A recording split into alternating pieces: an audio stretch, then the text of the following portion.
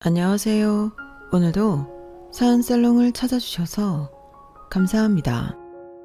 저는 눈에 넣어도 아프지 않을 손주 손녀가 무려 6이나 있는 70대 할머니입니다.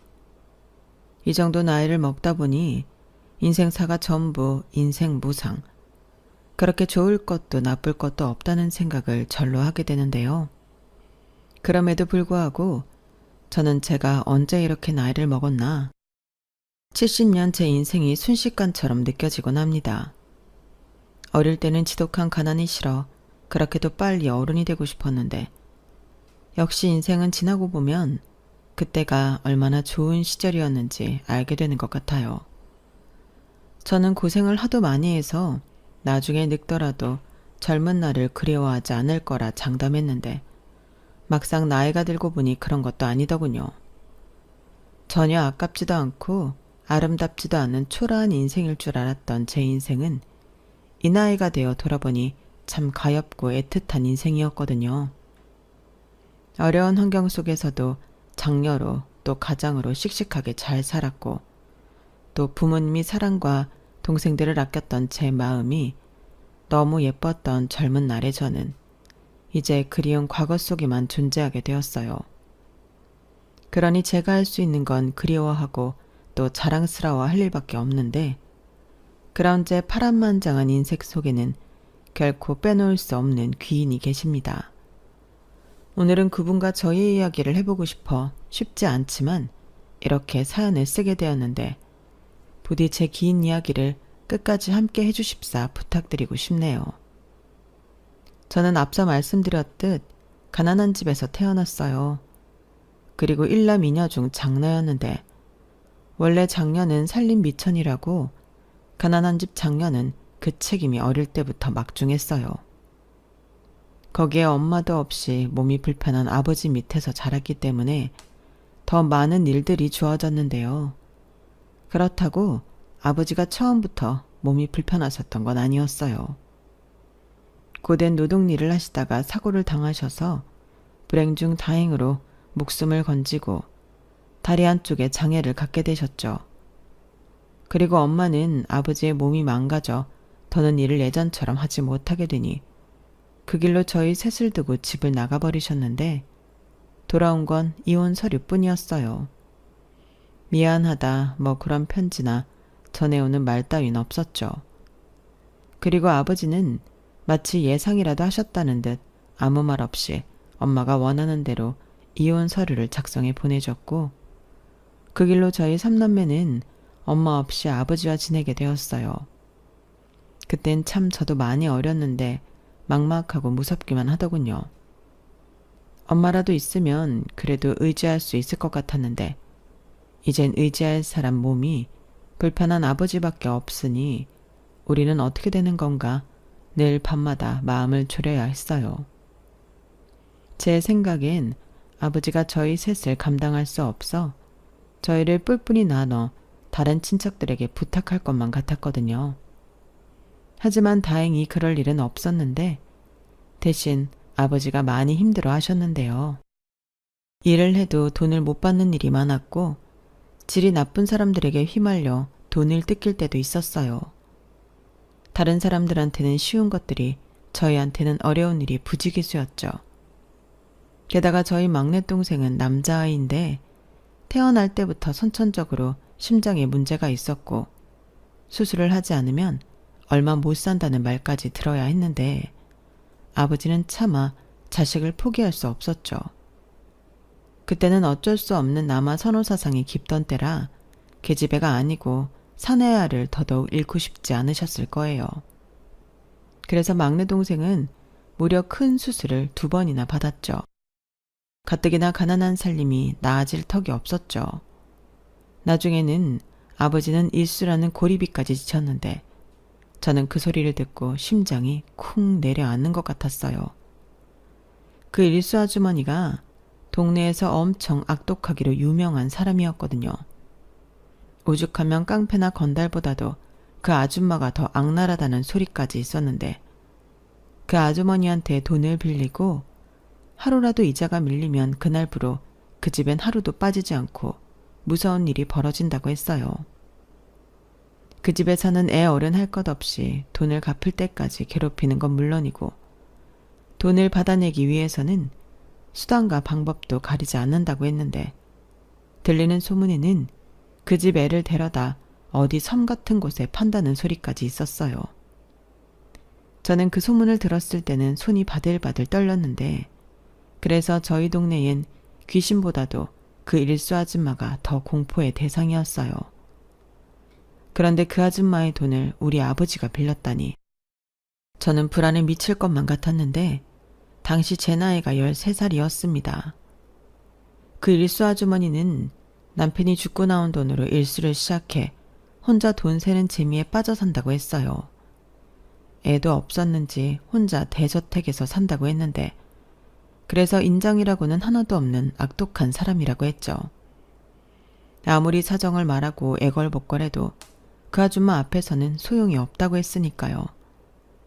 그래서 혹시라도 아버지가 그 아주머니의 돈을 갚지 못해 저희 집에도 무서운 일이 벌어질까 저는 두려웠는데 저도 한번 그런 모습을 본 적이 있었거든요. 어린 제 눈에 다 큰 어른이 그 일수 아줌마에게 손까지 비비면서 잘못했다고 하고 그 아이들은 울고 하는 모습을 봤는데 그걸 봤기 때문에 더 무서웠어요. 그때 어린 마음에 저는 아버지가 행여라도 그 아줌마 돈을 빌리지 않았으면 좋겠다고 생각했는데요. 동생의 2번째 수술을 받던 날 아버지는 결국 그 일수 아주머니에게 큰 돈을 빌리고 마셨어요. 그리고는 아버지가 저에게 걱정 마. 아버지가 어떡하든 그 돈은 잘 갚을 거니까. 대신 네가 언니고 누나니까 동생들 잘 돌봐야 한다. 라며 제 걱정을 덜어주셨는데 어쩐지 저는 계속 불안하기만 했죠. 학교에 가도 공부가 머리에 들어오지 않았고 동생들을 보고 있을 때도 제 머릿속은 온통 그 생각뿐이었는데 저는 그때부터 악몽을 자주 꾸게 되었어요. 꿈의 내용은 늘 똑같았는데 아버지가 그 아주머니에게 돈을 갚지 못해 빌고 저희 남매는 그 아주머니 손에 붙잡혀 어디론가 팔려가면서 꿈을 깼는데 늘 저는 그게 꿈이라 다행이라고 안도하곤 했어요. 그러다 그때는 전혀 꿈이 아닌 현실에서도 같은 모습을 보게 되었는데 제가 학교에서 동생들을 데리고 집에 오는 길이었죠. 집 앞에서 그 아주머니에게 무릎을 꿇고 있는 아버지를 보게 된 거예요. 저든 또 꿈인가? 제 볼을 힘껏 꼬집어 봤는데 너무 아팠고 아버지의 간절한 목소리가 똑똑히 들렸죠. 그건 꿈이 아니고 현실이었어요. 사장님, 정말 죄송합니다. 제가 무슨 일이 있어도 다음 달에 밀린 이자까지 해서 갚을게요. 제발 저 좀 살려주세요. 저희 집에 어린아이가 3이나 있습니다. 사장님, 제발. 아버지는 정말이지 손이 발이 되도록 그 아주머니 앞에서 빌고 또 비셨어요. 그 모습에 저도 저지만 동생들이 그 모습을 보고 충격을 많이 받았는데 그때 저라도 정신을 차려야겠다고 생각했죠. 그런데요. 이윽고 그 아주머니 눈에 저희 3이 보였고 저는 흠칫 놀라 동생들을 서둘러 집 안으로 들여보냈어요.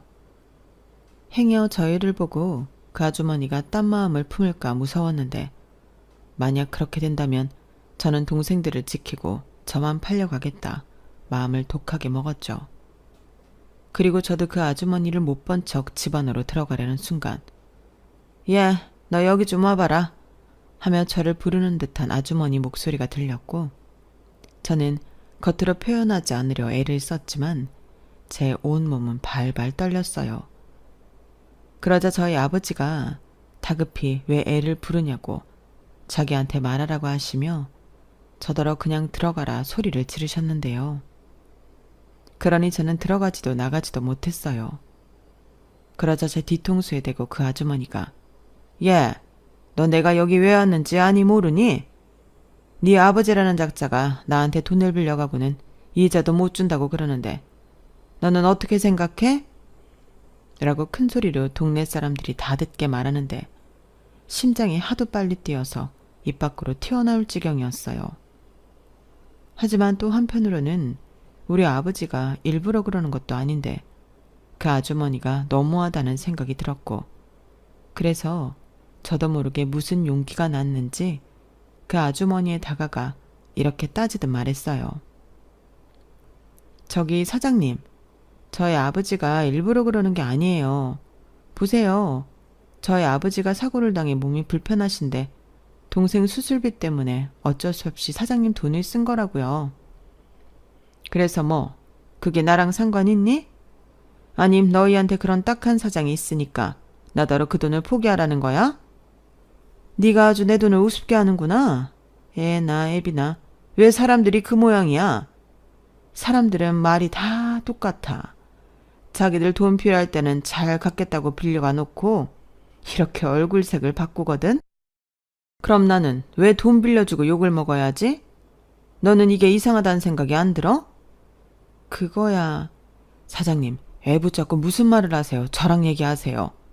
그쪽이랑 얘기가 안 되니까 이러는 거잖아. 왜? 자식 앞에서 그러고 있으니 창피해? 창피한 건 하나 보네. 그러게, 내가 분명 말했지. 내 돈은 목구멍에 칼이 들어와도 제 날짜에 갚아야 한다고. 내가 몇 번을 말했어? 죄송합니다. 제가 받을 돈이 있는데 그 돈을 못 받아서 본의 아니가 이렇게 됐어요. 그 돈만 받으면 그건 댁사정이지. 나랑 그게 무슨 상관이야? 그리고 그 돈 못 받으면 그때 뭐? 사장님 그만하세요. 저희 아버지한테 왜 그러세요? 제가 갚을게요. 그러면 되잖아요. 뭐? 네가 갚는다고? 네가 무슨 수로? 네 아버지가 빌려간 돈을 갚아? 허락만 해주신다면 제가 사모님 집에 들어가서 식모살이 하겠습니다. 그럼 제 월급에서 저희 아버지 빚 까세요. 너 아주 웃기는 애구나. 내가 왜 너를 내 집에 식모로 데리고 살아? 우리 집에는 벌써 일해주는 아줌마가 있어. 제가 그 아줌마보다 돈 조금만 받을게요. 대신 일은 더 많이 할 테니. 그럼 사장님한테도 손해는 아니잖아요. 순정아, 무슨 짓이야? 네가 왜 식모를 살아? 아니에요, 사장님. 제가 갚겠습니다. 조금만 말미를 주시면 제가 꼭 갚겠습니다. 내가 그 말만 하루에도 100번은 넘게 들어. 오히려 믿음이 안 가는 댁보다는 싹수가 노란 댁딸이 낫네. 그래서 지금 네 말을 정리해보자면 내가 지금 쓰는 돈보다 적게 내고 너를 내 집에서 부릴 수 있다 이거냐? 네. 저 동생이 둘이나 있어서 집안일도 잘하고 밥도 곧잘해요. 사장님 입장에서는 남는 장사 하시는 거라니까요. 요놈 봐라. 너 아주 대단한 애구나. 하지만 배짱이 있어 좋다. 그래, 그럼 이렇게 하자. 대신 시간이 얼마나 걸리든 너는 네 아버지가 빌린 돈 다 갚기 전에는 절대 내 집에서 나갈 수 없다. 물론이죠. 대신 저한테 시간을 조금만 주세요. 제가 6학년인데 졸업은 하고 싶거든요. 뭐야? 이 와중에 내가 네 졸업까지 신경을 써줘야 하는 거야? 야, 됐다 그래. 사장님 입장에서도 그게 낫죠. 빚 대신 어린애 학교도 안 보내고 식모 살게 한다고 소문나면 사장님 위신만 더 나빠지실걸요? 그럼 사장님한테도 다른 사람들이 돈도 안 빌릴 거예요. 위신이라 나는 그런 거 상관없는데. 나도 눈 있고 귀 있어서 다 알아. 사람들이 나를 어떻게 생각하고 부르는지. 그런데 나는 빌려준 내 돈 받는 게 더 중요하거든. 그런 건 중요하지 않아. 그럼 이렇게 부탁드릴게요. 제가 아까워서 그래요. 조금 있으면 졸업인데 졸업도 못하고 어른이 되면 저는 학교도 하나 안 나온 사람이 되는 거잖아요. 대신 졸업하기 전까지는 왔다 갔다 하면서 일할게요. 돈도 안 받고요. 뭐? 돈도 안 받고 일을 하겠다고? 야, 그거 참 듣기 좋은 말이구나. 그래, 좋다. 그럼 졸업하기 전까지는 네가 말한 대로 돈 한 푼 안 받고 왔다 갔다 내 집에서 일하고 졸업하면 그날로 내 집으로 들어와 식모살이 하는 거다. 일수 아주머니는 저를 공짜로 부릴 생각에 신이 나서 그 길로 룰루랄라 발걸음을 돌리셨어요. 그러자 저희 아버지는 왜 그런 짓을 했냐고 저를 붙잡고 눈물을 흘리셨는데, 저는 사실 제가 식모 살 줄은 몰랐지만 국민학교를 졸업하면 일을 해야겠다고 생각하고 있었어요. 밑에 동생이 둘이나 있고 아버지는 몸이 불편하니 저라도 일을 빨리 시작해야 한다고 생각했죠. 그런데 얼떨결에 저는 취직을 하게 된 셈이었고, 저는 그렇게 학교와 일수 아주머니 집으로 가며 고된 생활을 시작하게 되었는데요. 처음 일수 아주머니 집 대문 안을 들어가던 날을 저는 잊지 못합니다. 듣기에 으리으리한 대저택이라는 건 알고 있었는데 정말 입이 떡 벌어질 정도로 으리으리하더군요. 그리고 그땐 일하는 아주머니가 계셨는데 저한테 일을 가르쳐 주신다고 하셨어요. 어차피 너는 졸업 전까지 공짜잖아. 그러니까 하루라도 더 빨리 일 배워라. 그래야 내가 돈이 굳지. 이렇게 말씀하셨는데 저는 무조건 일을 잘 해야 한다는 생각밖에 없었죠. 혹시라도 제가 일을 못해 아주머니 눈밖에 난다면 우리 아버지 빚은 없어지는 게 아니라 더 늘어나는 것일 테니까요. 그러니 그 책임감이 제 작은 어깨를 짓눌렀는데 다행히 일은 평소 하던 가락이 있어 금방 익힐 수 있었답니다. 저에게 일을 가르쳐주던 아주머니도 네가 일머리가 있구나. 손끝도 아주 야무지고 이만하면 된 것 같다 라고 하셨는데 그렇게 아주머니는 그 큰 집을 저에게 맡기고 일을 그만두셨죠.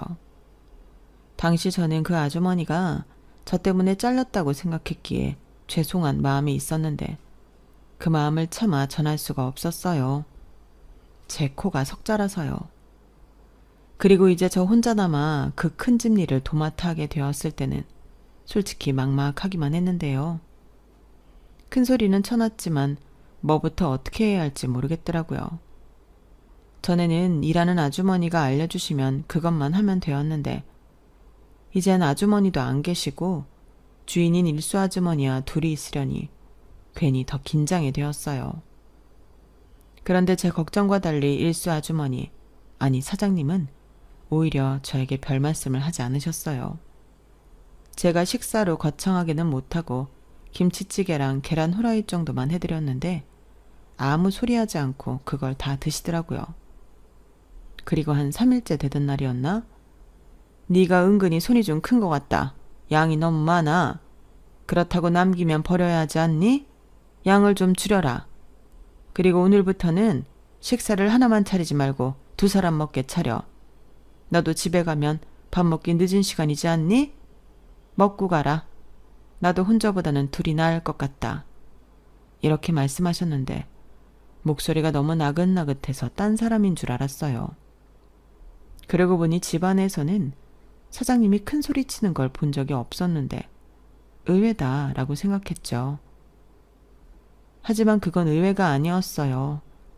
사장님은 집에 계실 때는 늘 조용히 음악을 듣고 책도 보고 그림도 그리며 혼자만의 시간을 보내셨는데 나갔다 오시면 진이 빠지셔서 한참 동안 방에 누워 계셨거든요.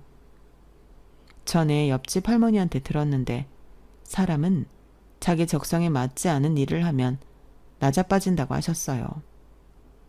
사장님을 볼 때면 그 할머니 말씀이 떠오르곤 했는데 솔직히 좀 혼동스러웠죠. 왜냐하면 그 이후에 저보다 먼저 일하시던 아주머니가 사실은 잘린 게 아니라는 사실을 듣게 되었는데요. 아주머니에겐 시집간 딸이 있었대요. 그런데 그 딸이 시집가서 남편한테 맞고 힘들게 산다며 아무래도 당신이 내려가 딸을 데려와야 할 것 같다고 미리부터 그만둬야 할 것 같다고 하셨다 하더라고요. 그러자 사장님이 그러라고 하면서 퇴직금도 거하게 챙겨주시고 어디에 전화를 하더니 그 남편이라는 사람도 그 지역에서는 발도 못 붙이게 딴 데로 보내버리셨다는데 그 말을 들었을 때는 진짜 혼란스러웠어요. 확실히 그런 얘기를 듣고 보니 사장님이 다른 사람처럼 보이기 시작했는데 그리고 이윽고 제가 졸업을 하고 사장님 집으로 아예 들어가게 되었을 때는 기대도 하지 않던 일들이 벌어졌죠. 아니 글쎄 식모살이하러 온 저에게 방을 만들어주신 거예요. 말씀으로는 남는 방이 많아서 그냥 줬다고 하는데 가구부터 창문에 건 커튼까지 신경을 쓰신 티가 팍팍 나더라고요. 그리고 첫날부터 저에게 급여라며 돈을 주시기도 하셨는데요. 제가 아직 정식으로 돈을 받기는 일렀을 때라 저는 사장님을 멀뚱멀뚱하게 쳐다만 봤어요. 받아라. 그래도 어떻게 사람이 일을 했는데 돈도 못 받니? 나 그렇게 막 나가는 사람 아니다. 너 왔다 갔다 여기서 일한 값이야. 너는 안 줘도 된다고 했지만 네가 일을 곧잘해서 주는 거다. 뭐 해? 받지 않고. 그리고 그 돈에서는 네 아버지 빚은 안 깠으니 그런 줄 알아라. 사장님은 그렇게 말씀하시고는 돈 봉투를 바닥에 그냥 내려놓고 가시더라고요. 그 돈을 보는 순간 기분이 정말 이상했는데 그게 제가 남한테 받은 첫 월급이라 그랬던 것 같아요. 그리고 저는 그 돈을 고스란히 저희 아버지한테 드렸는데 아버지는 받기 싫다고 하셨죠. 돈 앞에서 체면이 뭐가 중요해. 우리 돈 필요하잖아. 나는 사장님이 잘해주셔. 거기 있으면 밥도 배부르게 먹고 나름 좋아. 내 방도 있다니까. 그니까 이 돈 받아 아버지. 은숙이랑 진원이 오면 이걸로 간만에 외식도 하고 그래. 내가 앞으로 월급 받으면 아버지 빚도 까고 다 가지고 올게. 저는 그때부터 마음은 이미 가장이었어요.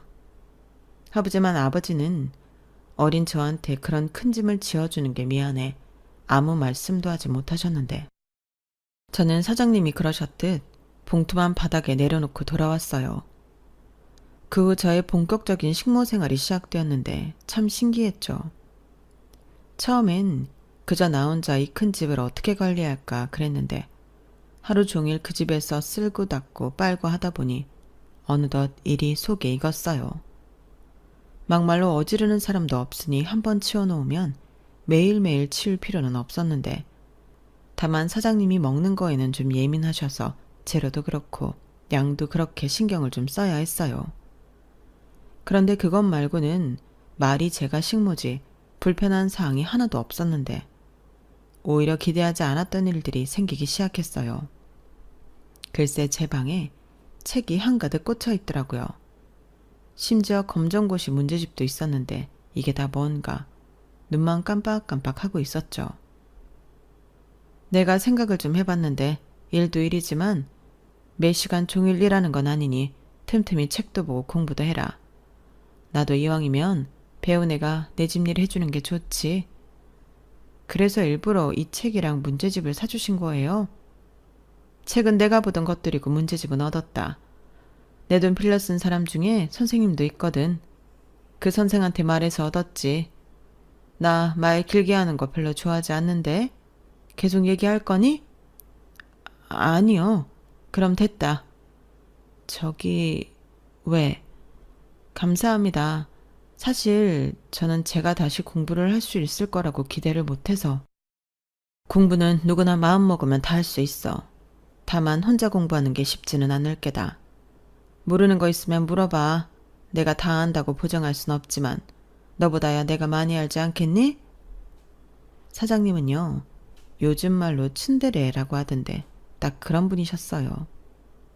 호의도 호의 같지 않게 툭 던지는 타입으로 어린 저를 감동하게 만들었는데 그 집에서 일을 하다 보니 사장님은 제가 생각한 것보다 훨씬 더 대단하신 분이었어요.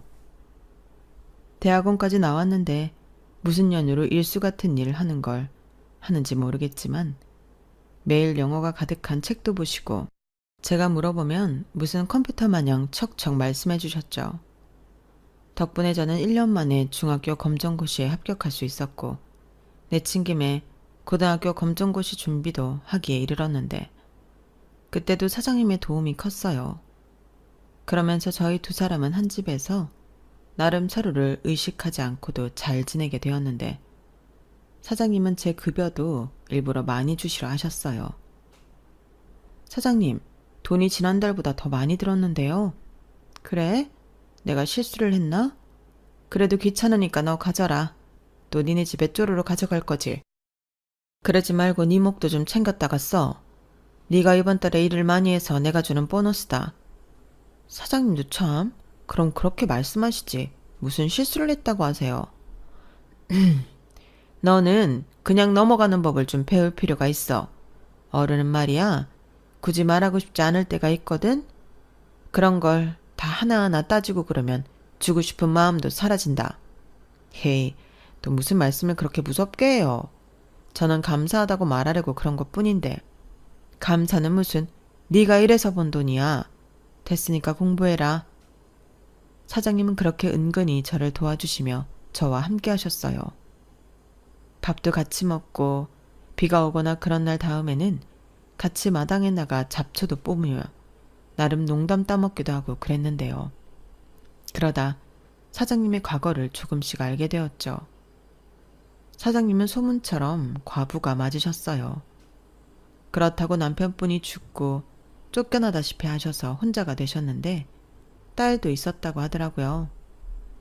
하지만 딸이 사고로 하늘나라로 일찍 떠났고 사장님은 큰 슬픔에 잠겨 되는 대로 살았다고 하셨는데요.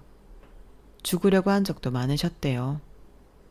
하지만 무슨 연유인지 매번 실패했고 이렇게 된 거 살긴 살아야 했으니 욕이나 실컷 먹고 살아보자 하셨다는데 저는 그 소리가 무슨 소리인지 도무지 알지 못하겠더군요. 나는 말이야, 벌 받고 사는 게 맞다고 생각해. 그래서 일부러 사람들이 싫어라 하는 일을 선택했고 그 사람들이 내 앞에서 또 내 뒤에서 내 욕을 하는 것도 괜찮아. 그런 게 왜 괜찮아요? 그리고 벌 받고 살아야 하는 인생은 없는 거예요. 사장님이 무슨 잘못을 했다고. 사장님은 피해자죠. 조그만 게 네가 인생을 알아? 그리고 내가 왜 피해자야? 자식을 못 지킨 엄마인데 큰 죄를 지었지. 아니에요, 큰 죄는. 우리 엄마처럼 자기만 살겠다고 자식을 버리는 게 죄예요. 사장님은 딸이랑 같이 있고 싶었는데 쫓겨난 거잖아요. 나쁜 사람들은 그 사람들이에요. 저는 그 말을 하는데 저도 모르게 눈물이 나서 목이 메었어요. 엄마와 아버지가 이혼을 한 후 저는 엄마 생각을 최대한 하지 않으려고 했는데 제 안에는 그게 계속 상처로 남았다는 사실을 그때 알았죠. 그리고 그렇게 조금씩 저와 사장님은 서로가 가진 아픔을 공유하고 알게 되었는데 그때부터는 다른 사람들이 우리 사장님 욕을 하는 게 너무 밉고 싫더군요. 급기야 장을 보다 쟤야, 제가 지금 지 아버지 빚 때문에 식모 살고 있잖아. 불쌍하지? 그 망할 옆했네. 정말 악독하지 않아? 돈 받아내겠다고 저 어린 걸 볼모로 잡고 있는 거잖아. 이런 말을 하는 아주머니도 봤는데 왜 그렇게 화가 나는지 저는 그때도 참지 못하고 이렇게 말했어요. 우리 사장님 악독하지 않으세요. 저한테 얼마나 잘해주시는데요. 그리고 식모살이도 제가 한다고 했어요. 저는요, 지금 아버지 빚도 갚고 돈도 벌어서 너무 좋거든요. 그러니까 저 불쌍하다고 하지 마시고 우리 사장님 욕하지 마세요. 돈 빌려가서 안 갚는 사람이 나쁜 거죠. 어머, 쟤 당돌한 것 좀 봐. 아니, 우리가 너한테 뭐라고 했니? 왜 쌍심지를 켜고 덤비는데? 막말로 우리가 네 엄마 흉을 봤냐?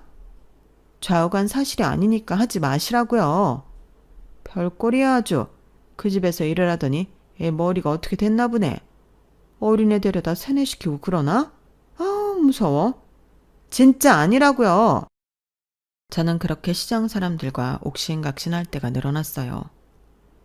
결국엔 그 시장을 가지 않고 조금 더 먼 곳으로 장을 보러 다니게 되었는데 사장님이 그걸 다 알고 계셔서 깜짝 놀란 일이 있었죠. 그러게, 왜 나서지 않아도 될 일에 나서서 불편을 자처해? 네 흉 보는 것도 아닌데. 라고 대뜸 말을 시작하셨는데 저는 깜짝 놀라 딸꾹질까지 하게 됐어요. 사장님, 그거 어떻게 하셨어요? 저는 곧장 그렇게 물었고 사장님은 아무 말도 하지 않으셨는데 저는 그때 똑똑히 봤어요. 사장님이 씩 웃고 자리에서 일어나는 모습을요.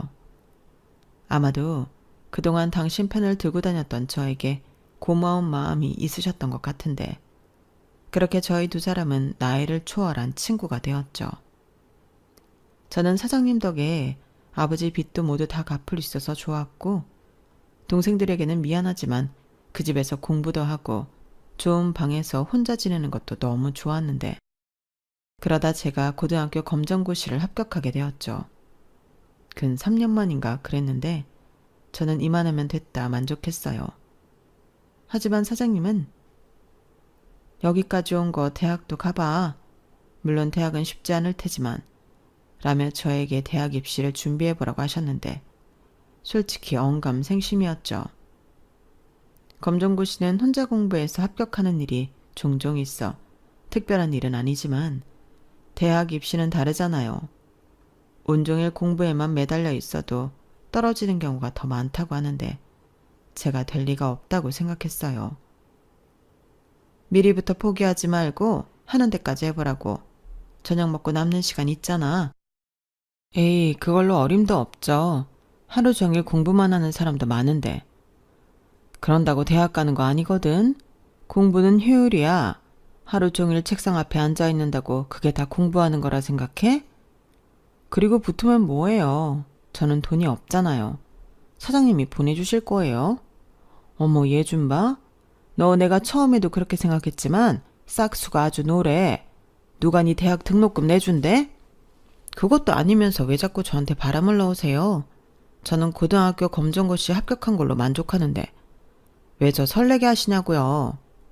너 내 직업이 뭔지 까먹었어? 나한테 빌리면 되잖아. 와, 진짜 무섭다. 지금도 아버지 빚 가느라 힘든데 거기에 제 빚까지 같이 까라고요? 왜? 그건 싫어? 어차피 조금 있으면 네 아버지 빚은 다 갚잖아. 네가 나한테 대학 등록금 빌리면 너는 대학 가서 좋고 나는 너랑 계속 같이 살아 좋고 좋을 것 같은데? 너랑 나랑 같이 산 세월이 얼마니? 이제 와서 혼자 살 거 생각하면 좀 그래서. 그러니 생각을 좀 해봐. 이제 안 받을게. 어때? 파격적이지? 저는 사장님의 말이 정말로 파격적이라고 생각했어요. 이자를 안 받는다는 게 아니라 저랑 헤어지는 걸 두려워한다는 게 너무 파격적이더라고요. 그리고 그때부터는 저 역시도 아버지와 동생이 있는 집보다 사장님이 있는 집이 더 편했는데 그건 어쩔 수 없었어요. 어느덧 시간이 흘러 제가 저희 집에 산 시간보다 사장님 집에서 산 세월이 길어졌으니까요. 거기에 제 손으로 쓸고 닦고 관리를 다 하는데 정이 들지 않는다면 그게 더 이상한 일이죠. 그래서 그 부분은 아버지와 동생들이랑 상의를 좀 해봐야겠다고 마음을 먹었는데 아버지는 제가 하고 싶은 대로 하라고 하셨지만 동생들의 반발은 대단했어요. 마치 제가 돌아오고 싶지 않아서 일부러 그런다 생각하는 듯 했는데 특히 제 바로 아래 여동생의 문제였죠. 너 다시 말해봐. 내가 일부러 그런다고? 그래, 아버지 빚 다 갚았으면 그만이지 무슨 대학이야? 왜? 너는 내가 번 돈으로 고등학교 다니면서 언니는 대학 가면 안 돼? 그 소리가 아니잖아. 왜 그 집에 계속 있으려고 하는 거냐고. 우리랑 살면서 다른 일 찾아도 되는 거잖아. 그렇게 일해서 대학 가면 되지. 왜 내가 다른 일 찾아야 해? 쉬운 길이 있는데 왜? 언니 진짜 이상하다. 그게 쉬운 길이야? 언니는 남의 집에서 식모 생활하는 게 좋아? 그 아줌마랑 살더니 언니 변했어. 뭘 변해? 그냥 나는 제안을 해주셨고 괜찮을 것 같아서 상의하려고 한 거지. 사장님도 나랑 같이 생활한 시간이 길어서 갑자기 다른 사람 불러 일 시키는 것도 그렇고 다시 혼자 계시게 되니까. 지금 누굴 걱정해? 언니 가족은 우리야. 그 일수 아줌마가 아니고. 은수가 그만해라. 네 언니 마음이 그렇다고 하지 않니? 아빠는 네가 결정하면 그 결정에 따를 거니까 우리 신경 쓰지 말고 너 하고 싶은 대로 해. 그래도 그 사장님이 너를 힘들게 하진 않은 것 같아. 아빠는 내내 감사했다. 아버지, 진짜야. 사장님 진짜 좋은 사람이야. 사람들이 욕하는데 그 욕 들을 사람이 아니라고. 웃겨. 지금 누가 누구 편을 드는 거야? 나는 지금도 우리 아버지가 그 아줌마한테 빌고 있던 그 모습이 머릿속에서 떠나지 않아. 언니는 어떻게 그런 사람 편을 들 수 있어? 그건 순정아, 이제 그만 가라. 은숙이도 시간이 필요해.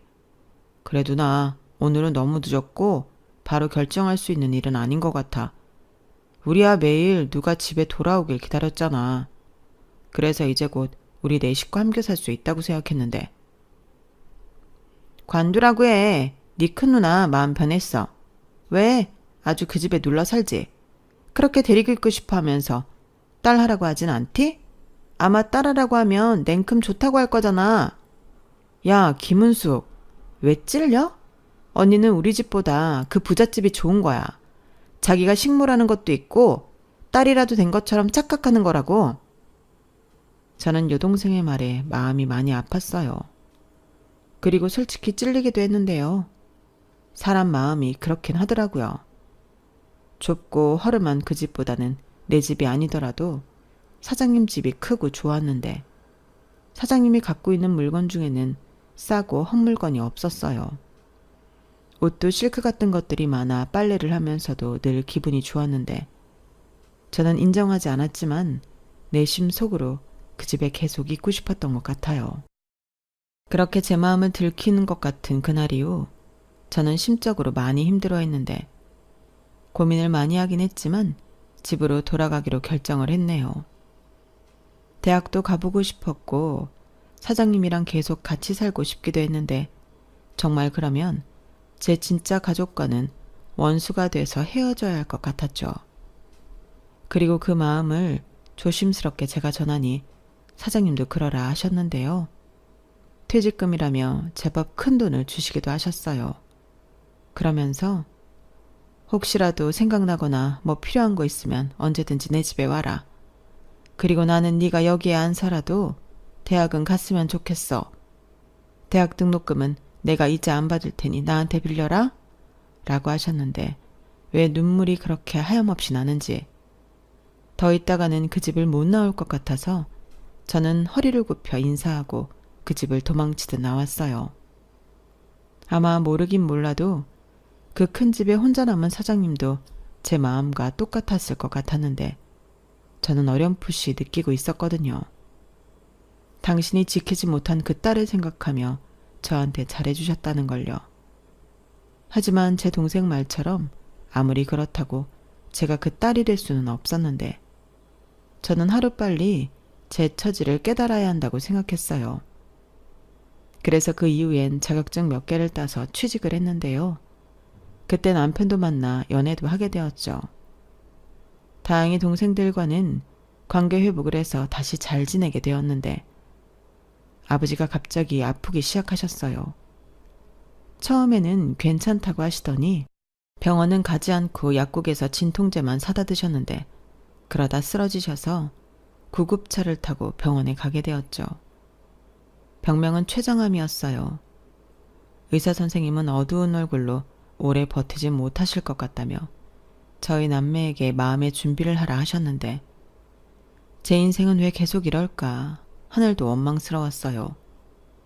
제가 뭘 그렇게 잘못했다고 제가 사는 세상만 이렇게 야박하게 만들어 놓으셨냐고 원망도 많이 했는데 아버지는 2달을 조금 넘기고 끝내 눈을 감고 마셨죠.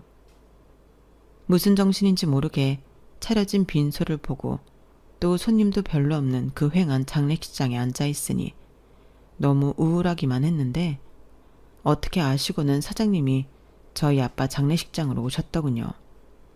그러면서 저에게 얼굴이 많이 상했네. 밥은 먹고 있는 거야? 아휴, 이를 어쩜 좋아. 라고 하시면서 저를 안아주셨는데 그때 참았던 눈물이 한꺼번에 터졌어요. 그 모습을 제 동생들을 비롯해 몇 안 되는 조문객들이 전부 보셨는데 사장님이야 워낙에 동네에서 유명했으니 사람들이 수군거리고 난리도 아니었다 하더군요. 저는 우느라 못 봤으니까요.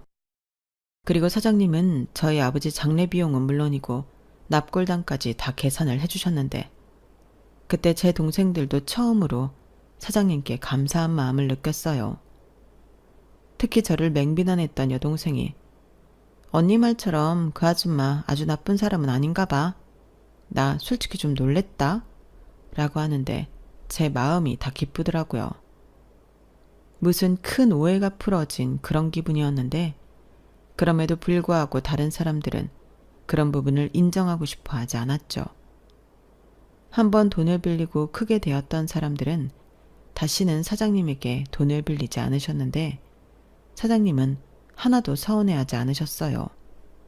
오히려 이제 그 사람들 돈 무서운 것 좀 알 거다. 원래 남의 돈은 진짜 무서운 거야. 라고 기뻐하는 듯 보일 때가 있었는데요.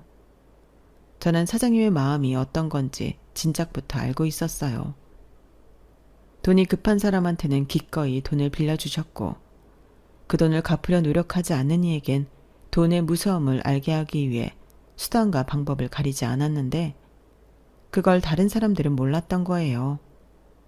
그러니 뒤에서 악독하다, 악랄하다 욕만 해댔는데 저라도 사장님의 진짜 마음을 알아드리고 싶었어요. 그리고 가능하다면 제 동생들도 알아주길 바랬는데 아버지 장례를 치른 후 사장님에게 태도가 달라진 동생들을 보며 마음이 그렇게 좋을 수가 없었죠. 기분상인지 모르겠지만 사장님도 좋아하는 듯 보였는데 그러다 한 1년이 조금 넘었을까? 사장님이 상의하고 싶은 일이 있으니 집에 좀 오라고 하시더군요. 오해는 하지 말고 그냥 내가 좀 마음이 허해서. 순정아, 너 그냥 내 수양 딸할래? 네? 제가요? 사실 뭐 마음은 널 딸처럼 생각하고 있었다. 우리가 같이 산 시간이 얼마니? 그리고 떨어져 지내보니까 내가 생각한 것보다 내가 더 너한테 의지를 많이 한 것 같은데 이제 아버지도 안 계시니 너 혼자 동생들 건사해야 하잖아. 막내는 아직 고등학생이고 그야 그렇지만 내가 네 동생들 공부도 시켜주고 시집 장가도 보내주고 그럴 테니까 생각 좀 해봐라. 이젠 돈 버는 재미보다 사람이 그리워. 나도 늙나 보다. 사장님, 왜 그렇게 약한 소리를 하세요? 언제는 욕을 하도 먹어서 오래오래 사실 거라고 하셨잖아요. 그야 네가 하도 내가 욕먹고 사는 걸 싫어하니까. 그리고 내가 뭐 죽는다니? 외롭다고. 너랑 다시 살고 싶다고. 근데 이젠 식모 말고 딸아라는 소리야, 내 딸. 참 이상하죠?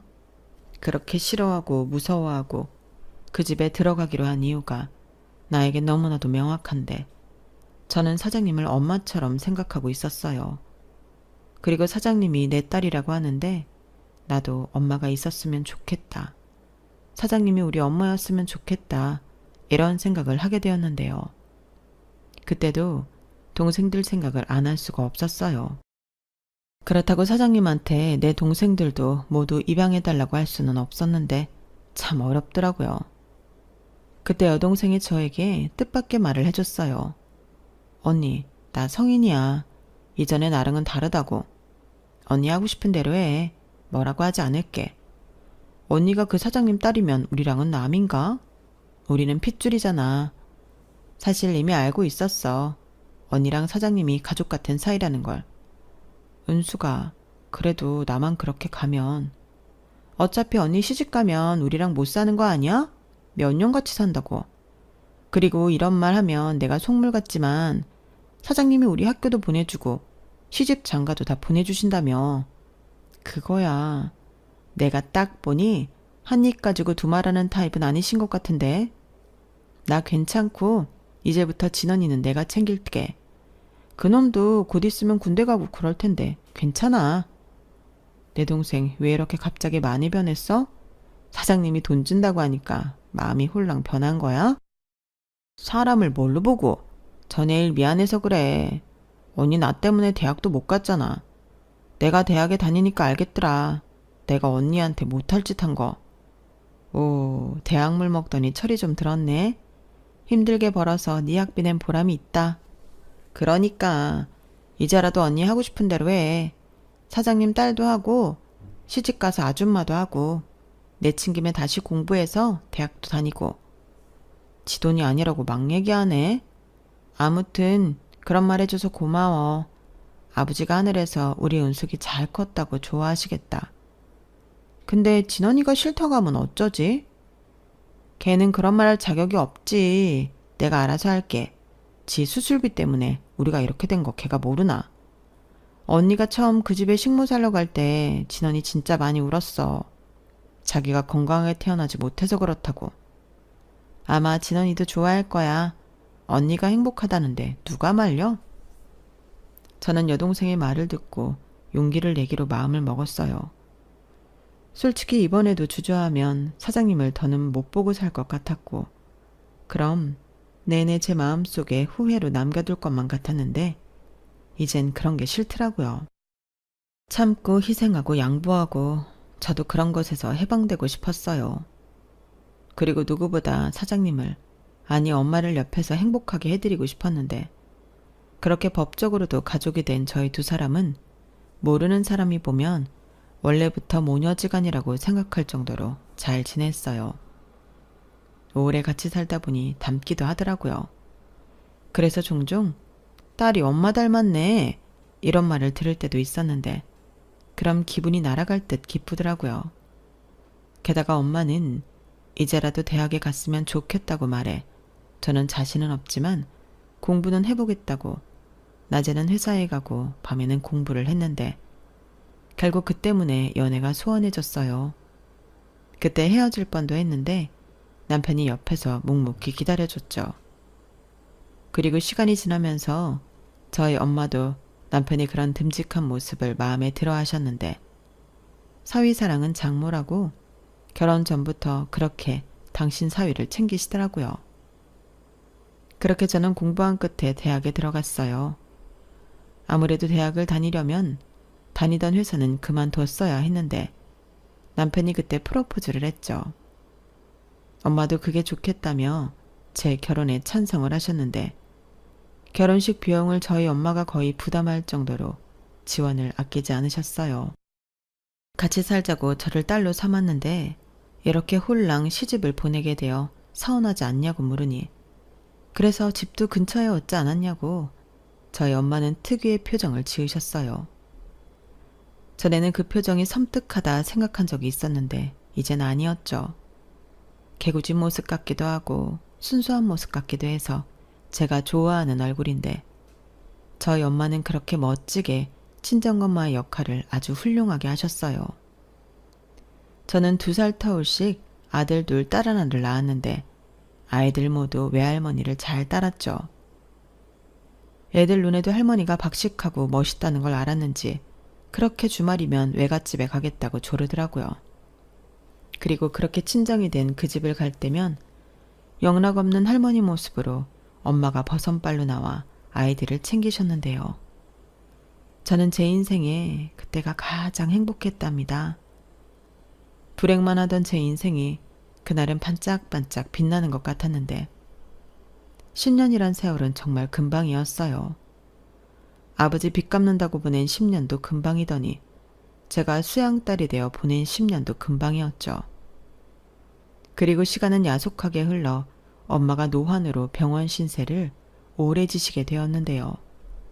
저는 그때 제 손으로 모든 간병을 다 했답니다. 엄마는 사람 쓰면 된다고 하지 말라고 하셨지만 제가 하고 싶어 고집을 부렸어요. 그리고 그때는 제 동생들도 왕래하며 저처럼 엄마를 어머니 어머니하고 부를 때였는데 저희 엄마는 약속대로 제 동생들의 뒷바라지도 모두 다 해주셨어요. 대학은 물론이고 시집 장가도 다 보내주면서 집도 한 채씩 해주셨는데 엄마 덕에 제 동생들도 기죽지 않고 시집 장가를 가게 되었죠. 그땐 얼마나 제가 엄마에게 감사했는지 모르는데 그 도움을 직접적으로 받은 제 동생들은 더 했죠. 그 은혜를 자발적으로 갚으려 노력들을 많이 했거든요. 그 결과 저를 비롯한 저희 남매는 엄마와 사이가 돈독해지게 되었는데 엄마는 종종 저희 동생들까지 당신 자식이라고 칭하셨어요. 자식이 많이 생겨 행복하다고 하셨거든요. 그리고 임종이 임박했을 무렵에는 저더러 식모살해하겠다고 그 어린 나이에 나서줘서 고마웠다고 하셨는데요. 그러면서 제가 싹수가 노래서 다행이었다고 웃으셨어요. 그냥 저희 아버지한테 충격이나 받아서 돈이나 갚게 할 요량으로 저를 데리고 있었는데 오히려 당신이 아주 많은 걸 받게 되었다고 저희 아버지한테도 고마운 마음을 보이셨는데 그러고는 병상에 8년을 누워 계시다 따뜻한 봄이 오던 4월에 하늘의 별이 되셨죠. 그땐 어쩐지 눈물도 눈물이지만 엄마를 잘 보내드리고 싶다는 생각을 많이 했던 것 같아요. 심장 반쪽이 사라진 듯 아프기도 했지만 한편으로는 이제야 엄마가 하늘에 있는 진짜 딸을 만나러 가시겠구나 그런 생각이 들더라고요. 또한 저 역시 이번 생이 다하면 엄마와 아버지를 만날 수 있다고 생각하면 영원한 이별은 아니라고 생각했는데요. 그래서 제 마음이 마냥 슬프지만은 않았던 것 같아요. 그리고 지금 제 나이를 생각하면 이제 저 역시도 그럴 날이 멀지 않은 기분이 드는데요. 요즘 부쩍 제 남은 인생이 덤이라는 생각이 듭니다. 그런 생각을 하면 마음이 참 편해져요. 어차피 덤인데 아둥바둥 할 필요가 없으니까요. 지금도 제 옆에서 네 머리가 더 희니 내 머리가 더 희니 하는 남편이 있고 알아서 잘 크고 잘 살아주는 자식들이 있으니 매번 감사하다는 말이 절로 나오는 인생입니다. 특히 저희 집에 와서 뛰어노는 손주 손녀를 보면 옛 생각도 나고 그렇게 흐뭇할 수가 없는데요. 참고로 저와 남편은 엄마가 살던 그 집에서 살고 있어요. 다른 건 몰라도 이 집에는 다시 돌아오고 싶었거든요. 제 어린 시절, 청춘 뭐 그런 것도 있고 엄마와의 추억이 가득한 이 집에서 남은 여생을 잘 마무리하면 좋을 것 같아요. 남편도 마찬가지고요. 참 따뜻하고 좋은 사람인데 다음 생이라는 게 있다면 그때도 부부로 만나길 소원합니다. 글을 마무리하려고 하니 참 많은 생각과 감정이 스쳐 지나가네요. 덕분이라고 생각합니다. 사연을 쓰는 동안은 다시 그때로 돌아간 듯 생생했어요. 이런 기회가 있어 감사할 따름입니다. 이상 제 기고했던 하지만 행복했던 사연은 여기까지였고요. 끝까지 들어주신 모든 분들께 감사한 마음을 전합니다. 좋은 일이라고는 하나도 없는 제 인생이 돌이켜보면 좋은 일 투성이었네요. 여러분들도 즐겁고 행복한 인생 많이 누리시길 바라며 저는 이만 인사드리겠습니다. 감사합니다. 여러분, 사연 댓글에 응원과 현명한 조언 부탁드려요. 좋아요와 구독은 저에게 큰 힘이 됩니다. 오늘도 좋은 일 가득하세요.